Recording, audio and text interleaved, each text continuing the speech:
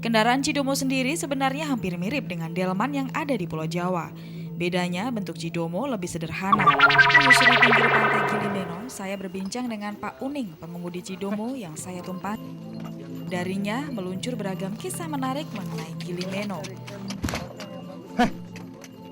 Sudah lebih dari 3 tahun ia menjadi pengemudi Cidomo di Gilimeno. Dulu bapak 7 anak asal Lombok ini bekerja sebagai nelayan. Namun musim ikan yang tak tentu membuatnya banting setir mencari mata pencaharian untuk menghidupi keluarganya. Ada kerjaan, ya ini kita untuk sehari-hari kita cari makanan. Kalau ndak narik gini ndak bisa kita dapat makan. Soal anak saya banyak. Itu udah. Kendaraan Cidomo sendiri sebenarnya hampir mirip dengan delman yang ada di Pulau Jawa. Bedanya bentuk Cidomo lebih sederhana. Kuda yang menariknya pun juga jauh lebih kecil seperti kuda peranakan Sumba yang ada di Lombok, Nusa Tenggara Barat. Seperti Cindy yang selalu menemani Pak Uning ini. Benarnya penghasilan Pak Uning dari menarik Cidomo bisa dibilang pas-pasan karena sebagian penghasilannya harus ia sisihkan guna merawat Cindy. Kadang-kadang soal kalau di sini serba mahal. Kalau kita beli dadak aja per kilonya untuk kasih kuda itu 2.000 per kilonya. Sedang airnya aja 3.000 ini yang satu galonnya, satu trigen. Ya air tawar dari Lombok. Kalau air. Padahal tak setiap hari ia bisa membawa pulang uang hasil mengantar turis yang ingin berpersiar keliling pulau dengan Cidomonya.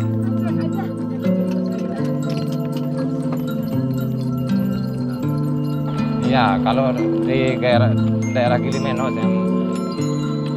gitu aja sepi terus. Kalau musim Agustus baru ada tamu sedikit-sedikit ya. Bertahun-tahun silam Gilimeno seakan tak pernah tidur. Turis mancanegara ramai mengunjungi pulau ini.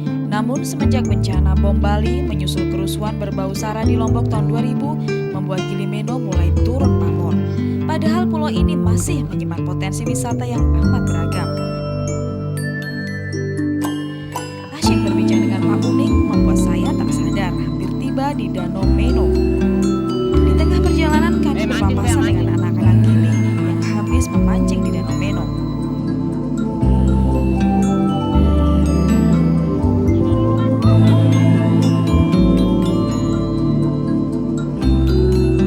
Pemandangan Danau Meno memang sangat indah. Permukaan airnya yang tenang dan jernih membuat perasaan nyaman di hati. Ditambah dengan banyaknya burung yang selalu ada di sana. Namun tak hanya keindahan panorama yang membuat Danau Meno menjadi begitu unik. Ya kalau kita luas kelihatan kita lebih panjang umur kita, bilang orang tua dulu. Ada legendanya. Tapi kalau kita kecil kelihatan kita lebih cepat mati. Ya makanya kalau kita kesini kita terus tamu-tamunya kita ceritakan supaya tertarik ke sini. Ada legendanya Pak. Kalau di dalam-dalam ini enggak ada dasarnya nih. Dalam terus berapa kali diukur, sudah bisa nyampe, sudah bisa tembus sampai berapa meternya itu kan ke dalam. Ikannya apa? Air tawar. Ikan air tawar. Ya ikan mujair Manila itu kan. Manila itu bisa hidup. Dulu waktu dilepaskan ikan laut nggak bisa hidup di sini. Enggak musim kemarau kita bikin garam, airnya ini dijemur. Baru buat garam sekitar 4 hari 5 hari jadi garamnya. Tapi buat garam bisa, buat hidup ikan air tawar bisa. Iya bisa, itu dah itu Pak. Pakai tarik. Pantas saja ikan yang dipamerkan anak-anak tadi rasanya familiar. Rupanya itu ikan mujair. Menangkapnya pun cukup mudah. Tinggal pasang umpan cacing tanah yang banyak tersedia di seputar danau. Tinggal sebentar, lalu voila ikan pun langsung terpancing.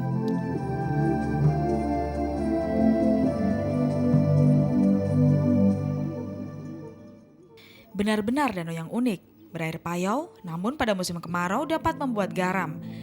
Hal inilah yang membuat tak hanya ikan tawar saja yang dapat hidup di sana. Danau yang cukup seksi untuk dinikmati. Fraya Wowiling, Fahrul Wardi, Trans TV, Lombok, Nusa Tenggara Barat.